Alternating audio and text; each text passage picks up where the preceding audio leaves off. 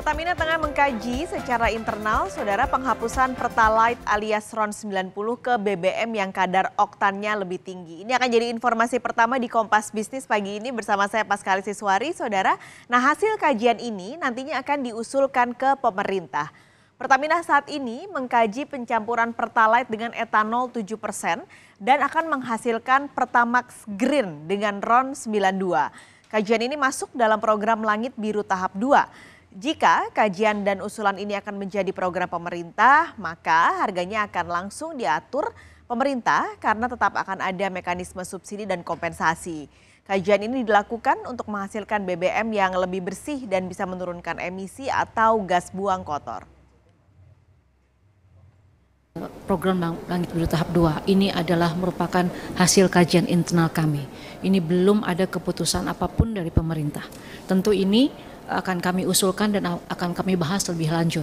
Dan tentu saja ketika ini menjadi program pemerintah, Pertamax 92, harganya pun tentu ini adalah regulated.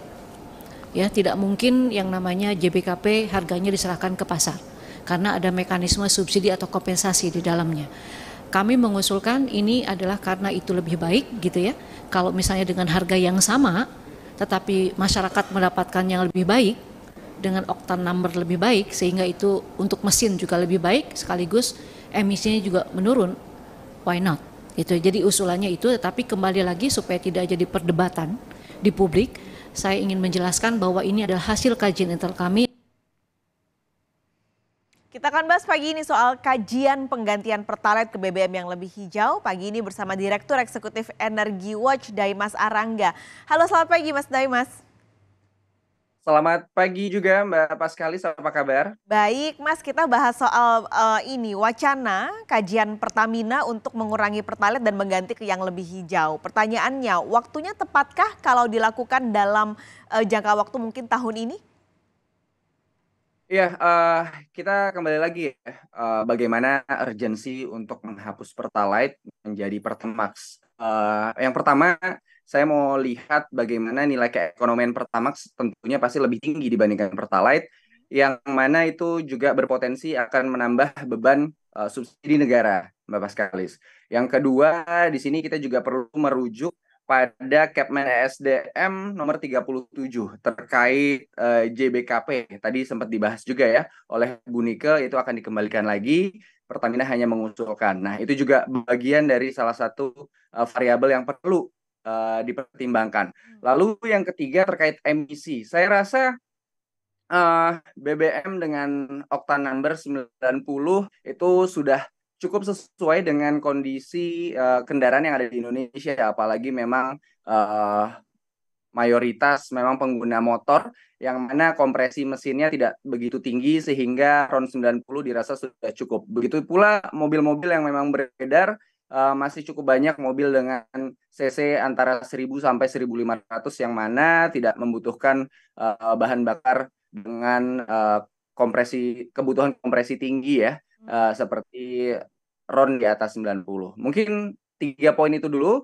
Satu lagi mengenai emisi, saya rasa tidak cukup signifikan ya apabila kita mengubah dari 90 ke 92. Memang cukup, tapi dari 3 poin yang tadi saya sampaikan, apakah memang itu layak dan akhirnya menjadi sebuah urgensi untuk menghapus Pertalite menjadi Pertamax seperti itu, Mbak. Oke, ini mungkin yang ada beberapa poin yang tadi Mas Daimas berikan, tapi saya penasaran soal emisi. Ini kan Mas Daimas bilangnya RON 90 ke 92 sebenarnya tidak terlalu berbeda jauh begitu. Tapi tadi kajian yang akan dilakukan Pertamina adalah Pertamaxnya ditambah embel-embel green yang harapannya adalah lebih hijau. Kalau itu terjadi ada Pertamax Green 92, sebenarnya signifikansinya akan berubah nggak dibandingkan dengan RON 92 yang saat ini dikonsumsi?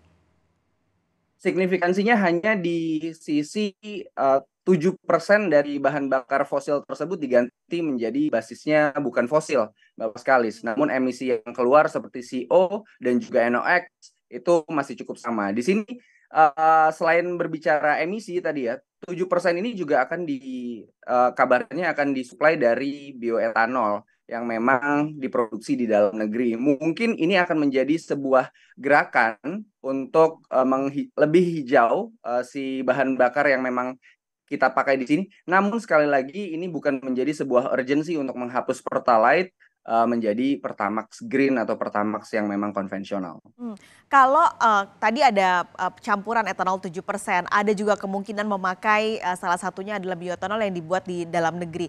Apakah nanti harganya kemungkinannya bisa lebih murah dibandingkan dengan Pertamax yang saat ini dijual?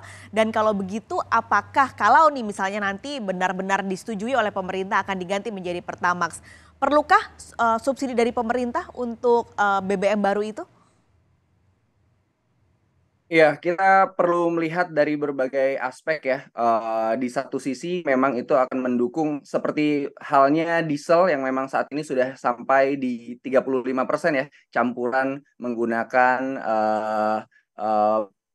palm oil dan juga minyak yang lain. Dan ini mungkin juga yang didorong oleh Pertamina bagaimana pemanfaatan bioetanol sebagai campuran untuk Pertamax atau bahan bakar yang lain. Nah, di sini terkait harga pasti akan merujuk pada keekonomian dan juga harga global. Bagaimana harga keekonomian yang memang sudah ditetapkan itu nanti akan berfluktuasi juga berdasarkan dari harga komoditas tersebut.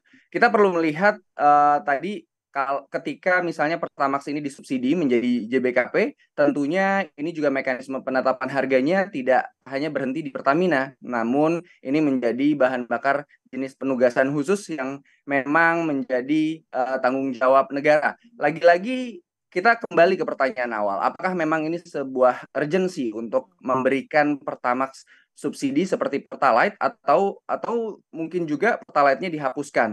Ini masih menjadi pertanyaan juga di ranah kami para pengamat melihat bagaimana proses kajian ini berjalan.